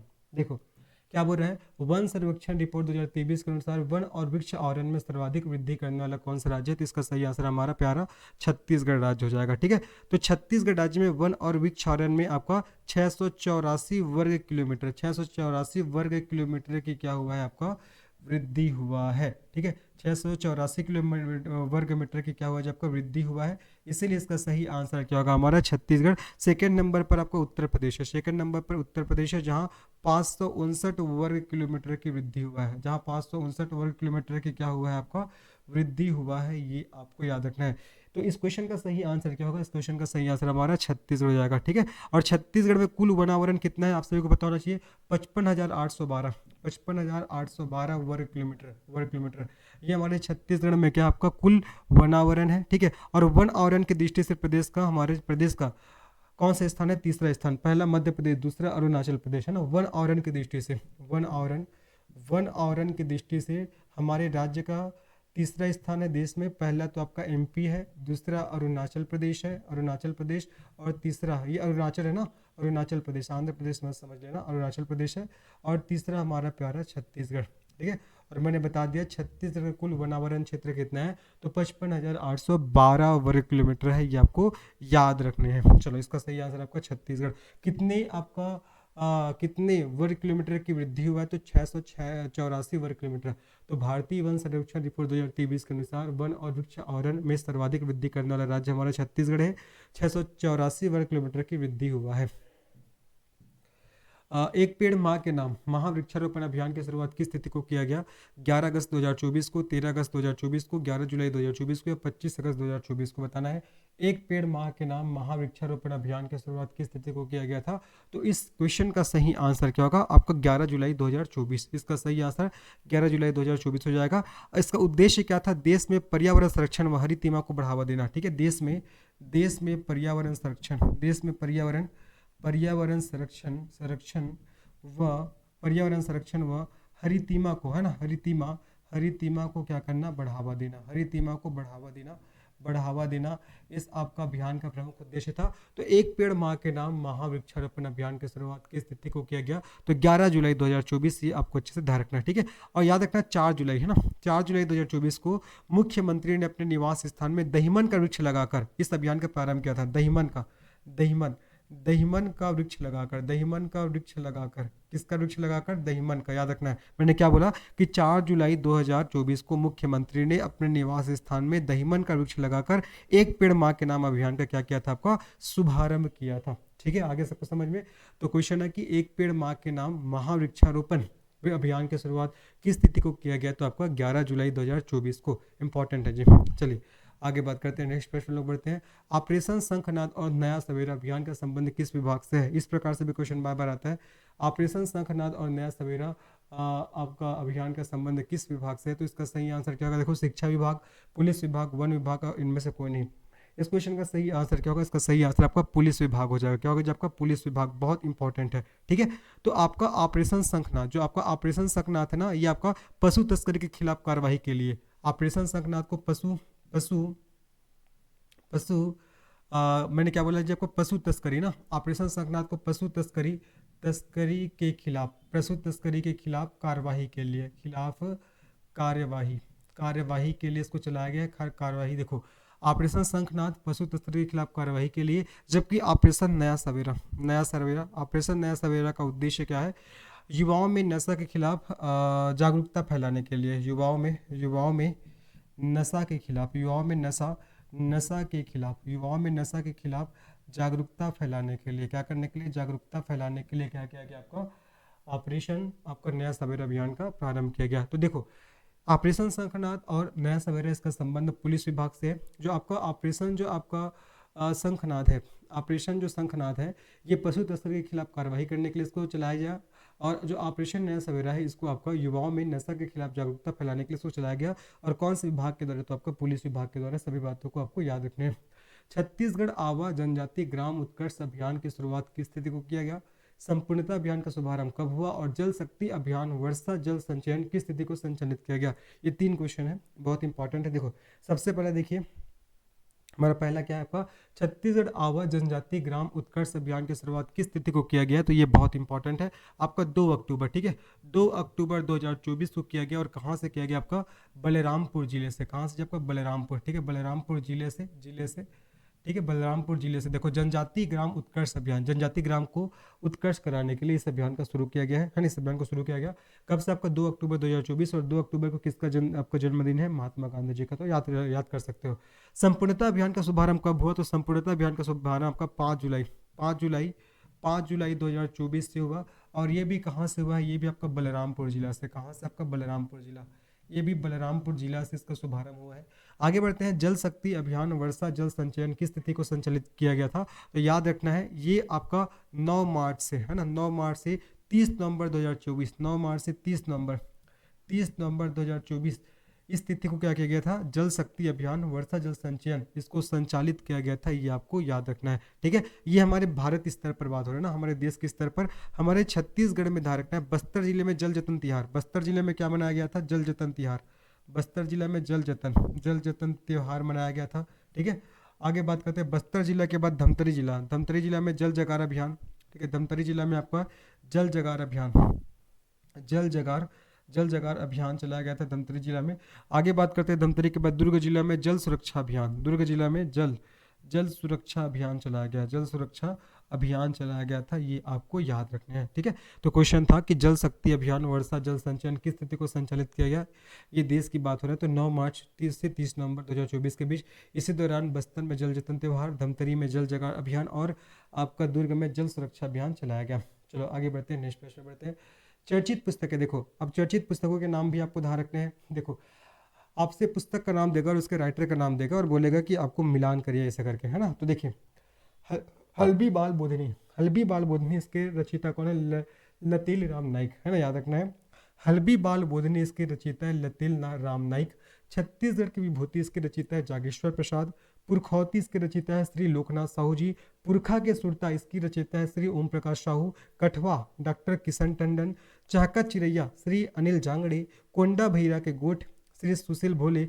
लोरिक चंदा डॉक्टर पी.सी. लाल यादव। मोदी है तो संभव है रामेश्वर दास वैष्णव। और मन के पाखी श्री डूमल लाल ध्रुव। आपको पढ़ना है ना, क्योंकि यहाँ से साहित्य और साहित्यकार से भी क्वेश्चंस आते हैं, रचनाओं से भी क्वेश्चंस आते हैं।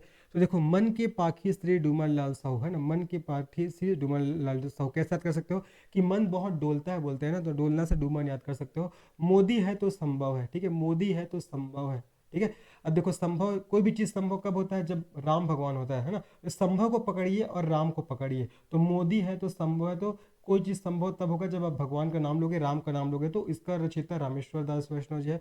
लोरिक चंदा डॉक्टर पी.सी. लाल यादव, ठीक है। लोरिक चंदा आपका डॉक्टर पी.सी. लाल यादव, जो इसमें से लोरिक चंदा में लोरिक और चंदा के प्रेम गाथा का वर्णन होता है, जिसमें से लोरिक आपका राउत जाति के होते हैं, राउत मतलब यादव, तो याद रखना आपका लोरिक चंदा का डॉक्टर पी.सी. लाल यादव, यादव याद रखना है। कोंदा भैरा के गोठ, है ना, कोंदा भैरा के गोठ, कोंदा भैरा के गोठ तो श्री सुशील भोला। देखो जो आपका कोंदा भैरा होता है बहुत भोला होता है, क्या होता है? बहुत भोला, इस प्रकार से याद कर सकते हो। चाहकत चिरैया श्री अनिल जांगड़े, चाहकत चिरैया श्री अनिल जांगड़े, ठीक है। नीले रंग का चिड़िया है जो कि चहक रहा है, ऐसे याद कर सकते हो। कठवा डॉक्टर किशन टंडन, कैसे कठवा, कैसे आपका किशन, है ना। पुरखा के सुरता श्री ओम प्रकाश साहू, पुरखा के सुरता श्री ओम प्रकाश साहू, ठीक है। पुरखा के सुरता, पुरखा मान लीजिए किसको? ओम को, ओम अर्थात शिव जी को मान लीजिए, है ना। और इसी से याद कर सकते हो पुरखा के सुरता ओम प्रकाश साहू। पुरखौती श्री लोकनाथ साहू, पुरखौती श्री आपका लोकनाथ साहू। छत्तीसगढ़ की विभूति जागेश्वर प्रसाद जी। और हल्बी बाल बोधनी लतेल राम नाइक, है ना। ये सभी चीजों को आपको ध्यान रखना है, जैसे भी आप जिस तरीके से याद करो, लेकिन याद रहना चाहिए, ठीक है। चलिए आगे बात करते हैं, आगे बात करते हैं हम लोग। चलो जी, जूनियर कॉमनवेल्थ फेसिंग चैंपियनशिप 2024 में छत्तीसगढ़ के किस खिलाड़ी ने पदक जीते? अब जो मैं नाम बताऊँ ना, बताऊंगा, बहुत इंपॉर्टेंट है, इस नाम को आपको याद ही रखना है। देखो जूनियर कॉमनवेल्थ के फेसिंग चैंपियनशिप 2024 में छत्तीसगढ़ के किस खिलाड़ी ने पदक जीते हैं? तो आपको याद ध्यान रखना है क्या? रीबा बेन्नी व रूपाली साहू, ठीक है। रीबा रीबा बेन्नी, ठीक है, रीबा बेन्नी व रूपाली साहू। आपका रीबा बेन्नी व रूपाली साहू, रूपाली साहू, इन्होंने क्या जीते? इन्होंने पदक जीते हैं। रीबा बेन्नी का संबंध कहाँ से है? रायपुर जिला से है। और आपका रूपाली साहू का संबंध बिलासपुर जिला से है। कहाँ से? आपका बिलासपुर जिला से है, ये आपको ध्यान रखना है, ठीक है। तो जूनियर कॉमनवेल्थ फेसिंग चैंपियनशिप 2024 में छत्तीसगढ़ किस खिलाड़ी ने पदक जीते? तो रीबा बेन्नी व रूपाली साहू, ये आपको ध्यान रखना है। इन दोनों ने तलवारबाजी प्रतियोगिता में भारतीय टीम को रजत पदक दिलाया। इन्होंने क्या किया? इन्होंने तलवारबाजी, इन्होंने तलवारबाजी प्रतियोगिता में, किसमें? तलवारबाजी प्रतियोगिता में भारतीय टीम को रजत पदक दिलाया था, भारतीय टीम को रजत पदक दिलाया, ये आपको याद रखना है, है ना। 27वां अखिल भारतीय वन खेलकूद प्रतियोगिता में छत्तीसगढ़ ने कितने स्वर्ण पदक हासिल किए? देखो कौन से क्रम का? 27वें क्रम का। तो 27वां अखिल भारतीय वन खेलकूद प्रतियोगिता में छत्तीसगढ़ ने कितने स्वर्ण पदक हासिल किए? तो इसका सही आंसर क्या होगा? इसका सही आंसर होगा जी आपका 97 स्वर्ण पदक, ठीक है। 97 स्वर्ण पदक हासिल किए थे और 44 रजत पदक हासिल किए, रजत पदक, है ना। और याद रखना आपका 33 कांस्य पदक, ठीक है। ये 33 कांस्य पदक। और याद रखना आपका, ये आपका अखिल भारतीय वन खेलकूद प्रतियोगिता है ना, ये हमारे राज्य में तीसरे बार आयोजित हुआ है। ये हमारे राज्य में तीसरे बार क्या हुआ है जब आपका आयोजित हुआ है, ठीक है। ये हमारे राज्य में तीसरे बार आयोजित हुआ है। तो क्वेश्चन क्या था कि 27वां अखिल भारतीय वन खेलकूद प्रतियोगिता में छत्तीसगढ़ ने कितने स्वर्ण पदक हासिल किए? तो 97 स्वर्ण पदक हासिल किए, 44 रजत पदक हासिल किए और आपका 33 कांस्य पदक हासिल किए। और ये प्रदेश में तीसरी बार संपन्न हुआ है, ठीक है। और इसका आयोजन हुआ था 37वां आपका अखिल भारतीय वन खेलकूद का कब से कब तक हुआ था? आपका 16 से आपका 20 अक्टूबर 2024, 16 से 20 अक्टूबर आपका 2024 को ये 27वां अखिल भारतीय वन खेलकूद प्रतियोगिता का आयोजन किया गया था। अब देखिए CM trophy India international badminton challenge 2024 में महिला एकल का खिताब किसने जीता? CM trophy India international badminton challenge 2024 में महिला एकल का खिताब किसके द्वारा जीता गया है? तो महिला एकल का रक्षिता श्री संतोष रामराज, रक्षिता, है ना, रक्षिता श्री संतोष रामराज, संतोष रामराज, इसका सही आंसर क्या होगा? रक्षिता श्री संतोष रामराज, है ना। इन्होंने क्या किया? इन्होंने एकल महिला का खिताब जीता। किसका एकल महिला का खिताब जीता, ये आपको ध्यान रखना है। अगर पुरुष एकल का पूछेगा, पुरुष एकल का खिताब किसने जीता, तो मिथुन मंजूनाथ, ठीक है। मिथुन मंजूनाथ, किसने? मिथुन मंजूनाथ ने जीता है, ये आपको याद रखना है, मिथुन मंजूनाथ, है ना। और इसके साथ साथ आपको ध्यान रखना है, ओलंपिक में स्वर्ण पदक हासिल करने पर मुख्यमंत्री ने घोषणा किया कि उनको 3 करोड़ दिया जाएगा, और अगर रजत पदक हासिल करते तो उसको 2 करोड़ दिया जाएगा, और कांस्य पदक हासिल करते तो उसको 1 करोड़ दिया जाएगा। ऐसा मुख्यमंत्री जी ने घोषणा किया है, ओलंपिक में अगर ये सब पदक हासिल किए तो जूनियर कॉमनवेल्थ फिशिंग चैंपियनशिप 2024 में छत्तीसगढ़ के किस खिलाड़ी ने पदक जीते, तो रीवा बेन्नी व रूपाली साहू।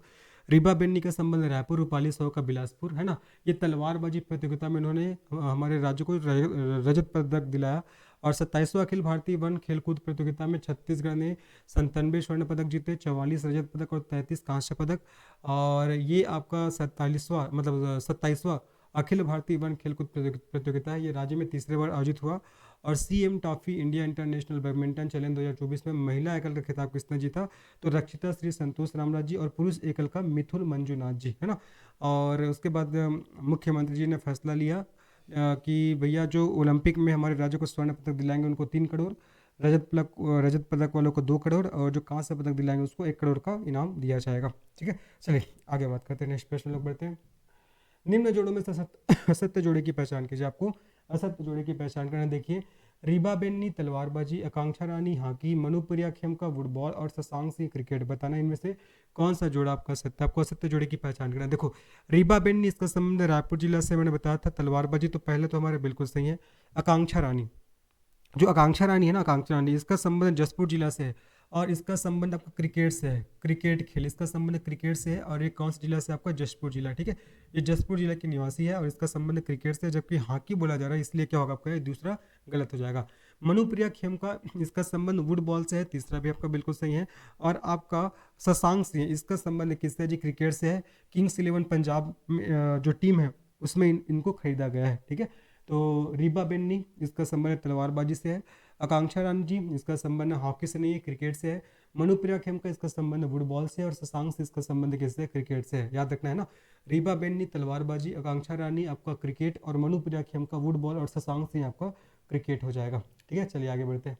खेलो इंडिया युद्ध गेम 2024 में छत्तीसगढ़ को कितने पदक हासिल हुए, आपको बताना है।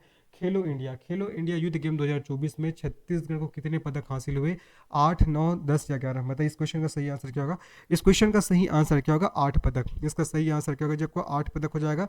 और जो आपका खेलो इंडिया जो युद्ध गेम है ना, ये आपका 19 से 31 जनवरी 2024 तक आयोजित किया गया था। 19 से 31 जनवरी 2024 तक आयोजित किया गया था, ठीक है। इसमें छत्तीसगढ़ का देश में 25वां स्थान आया, ठीक है, 25वां स्थान आया। और कितने पदक इसमें हासिल किए, 8 पदक। कितने जी, आपको 8 पदक हासिल किए, ये आपको ध्यान रखना है। अब किसने किसने हासिल किया था, किसने हासिल किया था, सब नाम आप लोग को दिखाता हूँ, बताता हूँ। देखिए, छत्तीसगढ़ के पदक विजेता, देखिए आपका मोनू नेताम ने पोल मलखम में, है ना, जो मोनू नेताम है, इन्होंने पोल मलखम में पदक हासिल किए। क्वेश्चन बन सकता है एक तरफ खिलाड़ियों के नाम और एक तरफ उसके संबंधित खेल के नाम, इससे क्वेश्चन बन सकते हैं जोड़ी मिलाने के लिए। तो याद रखना है मोनू नेताम पोल मलखम्ब, मोनू नेताम का पोल खम्ब ध्यान रखना है, पोल मलखम्ब, है ना। और मोनू नेताम ऑलराउंडर मलखम्ब, इसमें ऋतिक कुमार कलारीपयट्टू, है ना। मनु यादव कुश्ती, अभिषेक निषाद भी कुश्ती, बालिका वर्ग तलवारबाजी, बालिका वर्ग ने तलवारबाजी में पदक हासिल किए। मानु ध्रुव हैंगिंग मलखम्ब, और आपका रीबा बेन्नी तलवारबाजी, ठीक है। तो आपका कुल 8 पदक हासिल हुए, आप लोग को ध्यान रखना है। देखो, ये पहला, ये आपका दूसरा, ये तीसरा, ये चौथा, ये 5वां, ये 6वां, ये 7वां, और आपका 8वां, ठीक है। तो मोनू नेताम पोल मलखम, याद रखना खेल के नाम को।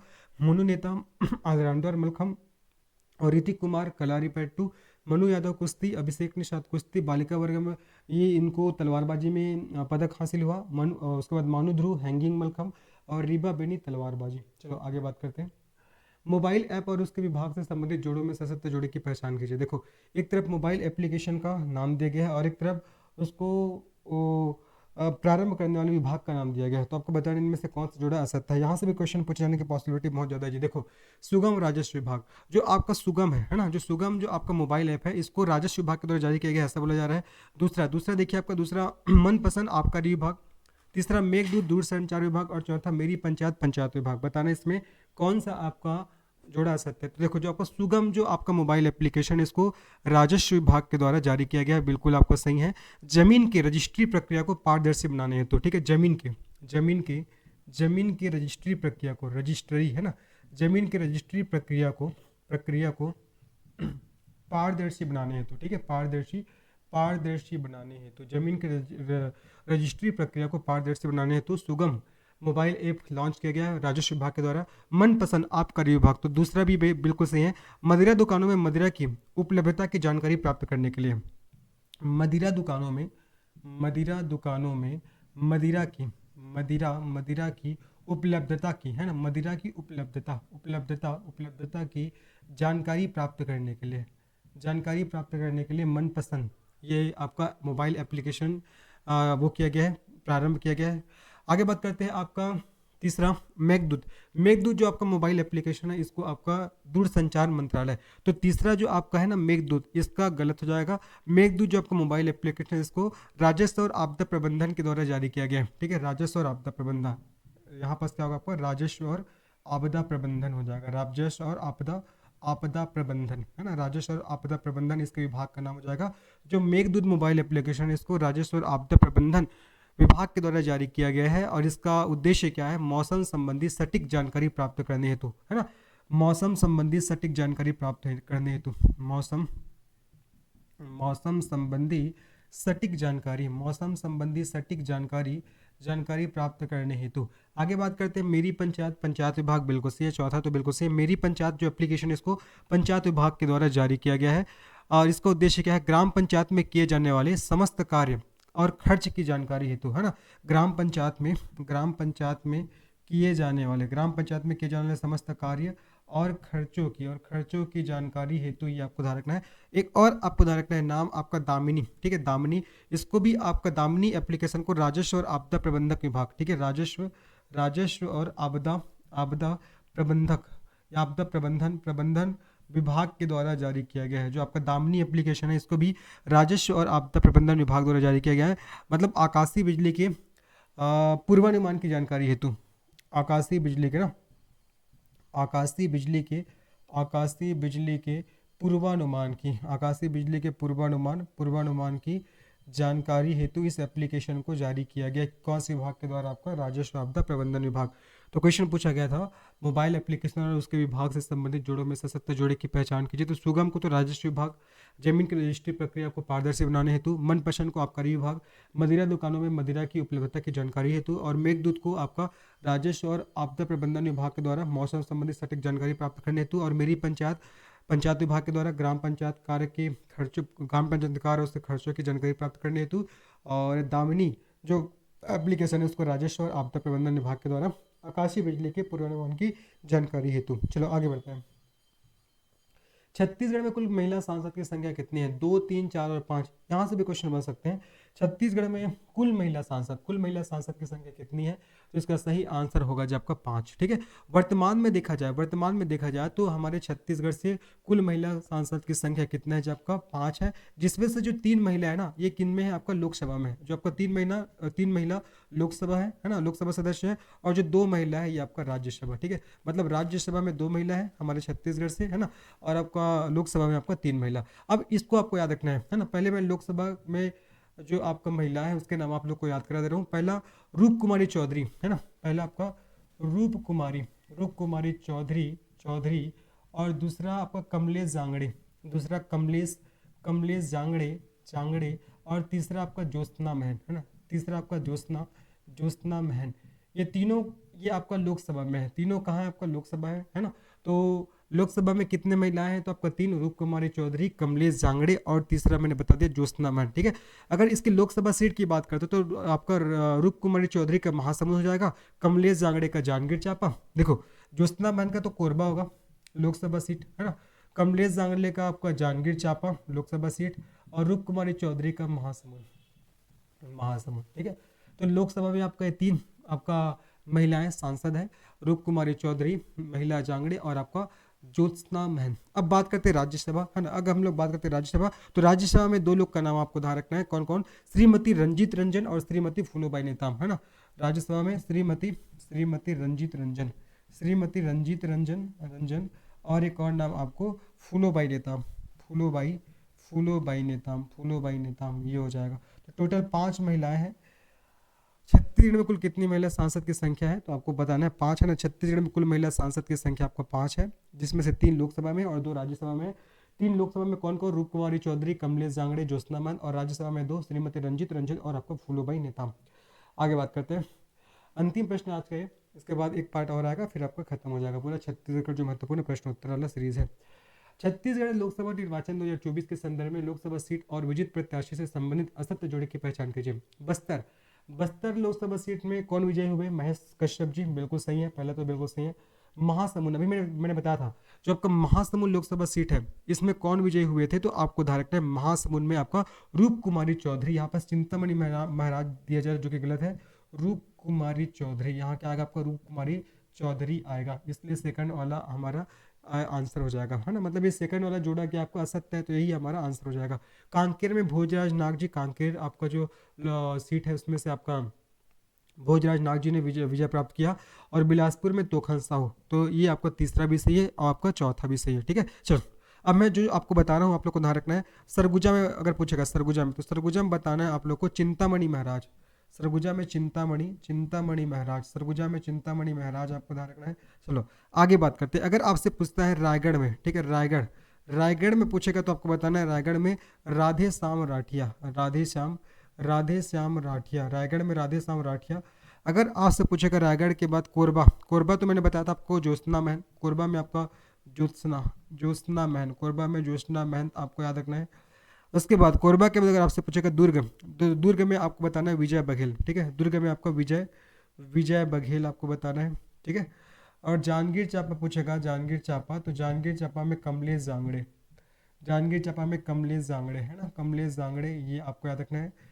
देखो बस्तर में महेश कश्यप, कांकेर में भोजराज नाग, बिलासपुर में तोखन साहू, सरगुजा में चिंतामणि महाराज, रायगढ़ में राधे श्याम राठिया, कोरबा में ज्योत्सना महन, दुर्ग में विजय बघेल, और आपका जांजगीर चांपा में आपका कमलेश जांगड़े, ठीक है। रायपुर में ब्रिजमोहन अग्रवाल, ठीक है, और आपका बिलासपुर में आपका तोखन साहू, लेकिन ब्रिजमोहन अग्रवाल की जगह तो कोई और ले लिए हैं, तो क्योंकि उन्होंने इस्तीफा दे दिया है ना, तो आपको बताना है ब्रिजमोहन अग्रवाल के स्थान पर कौन अभी वापस से आए हैं, ठीक है। तो आशा कर रहा हूँ ये आपका क्वेश्चन आंसर सीरीज आप लोग को पसंद आया होगा। तो अगर ये वीडियो पसंद आया तो निश्चित इस वीडियो को लाइक करिए, इस चैनल को सब्सक्राइब करिए, इसे अपने दोस्तों को शेयर करेगा। ये तीसरा पार्ट है ना, इसके 2 पार्ट भी मैंने इससे पहले अपलोड कर दिए हैं, है ना। अगर आपने उसको नहीं देखा है तो बिल्कुल जाकर इसको देखिएगा, ये तीसरा पार्ट है। चलो मिलते हैं नेक्स्ट वीडियो में, तब तक के सभी को धन्यवाद, बाय, टेक केयर।